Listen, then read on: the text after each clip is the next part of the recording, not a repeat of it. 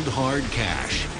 Whether it jingles in our pockets or folds in our wallets, it flows by the billions from government agencies that have mastered the craft of making it, empowering consumers and confounding counterfeiters.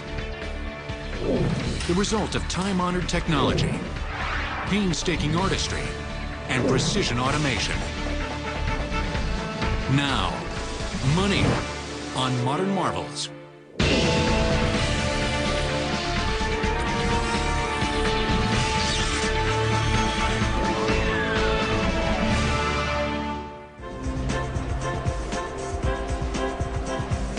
Some of us might have doubts about how wisely the American government spends money, but you can be certain it's well equipped to create it. The Bureau of Engraving and Printing's facilities in Washington, D.C. and Fort Worth, Texas, churn out 35 million banknotes every day, with a face value of about $635 million. We have to produce billions and billions and billions of this product. It has to be easily recognizable. It has to be consistent billions and billions of times, but it also has to be exceedingly difficult for someone else to produce. Now that, to me, is a challenge. The BEP, like its sister agency, the U.S. Mint, relies on an elite staff of engravers to craft its master dies. The art of engraving itself hasn't changed much. The tools are very similar to what they were 400 years ago. The primary engraving tool is a Buren or graver. It's just it's a straight steel shaft that's polished on two sides with a bevel on the end of it. And you just put it in a small holder and push with the palm of your hand through the metal, and it cuts a tiny little curl out at a time. You can control the depth and width of the line with astonishing accuracy. And you're doing this pretty much in miniature version, and you're doing this backwards and reverse. And the fascinating thing is, if you make a big mistake, 9 months of work will go down the drain in just one cut.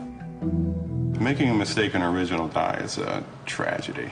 I would have to fix that by using a scraper. I would have to hollow it out in that area until I made a smooth little depression, then take the engraving die, flip it over, hammer the back of it so that it would raise a bump on the surface. I would then take a series of little honing stones over the top of the surface and smooth it back and forth until it was absolutely flat. Then take burnishing tools to repolish the area, then mark it back in and recut it accurately. You end up destroying a good deal of the work around the error. Once completed successfully, however, a skilled engraver's handiwork is a banknote's first line of defense against counterfeiters. If I were to ask any one of my banknote engravers to engrave the very same design, exactly the same, twice, that person can't do it because of the subtle human nature of designing. The human aspect of engraving a banknote is unique to that individual process and that unique to that time. That exacting, detailed 19th century craftsmanship is the cornerstone of how we build our counterfeiting deterrent strategy. First, printers applied ink to a metal die. The ink filled the tiny recessed lines and dots of the engraved image, which was carved in reverse. Subsequent steps removed the excess ink from the die's surface. I'm going to take a piece of what they call crinoline or crinoline, and what you want to do here is just barely go over the surface, and it's going to take the heaviest part of the excess of that ink away. After covering his hand in talcum powder, the printer then buffed away whatever traces of ink remained. As you can see, I'm not actually taking the ink out of the engraving, it's just polishing the surface. So if you notice, all of the ink that's left is in the engraving. The rest of it's on my hand. The inked die was then ready for the press that would print the banknote. The Treasury's earliest models were known as spider presses because of their long radial handles. They employed a method of printing called intaglio. And intaglio basically means beneath the surface. It is where you press the image into the substrate, in this case the paper.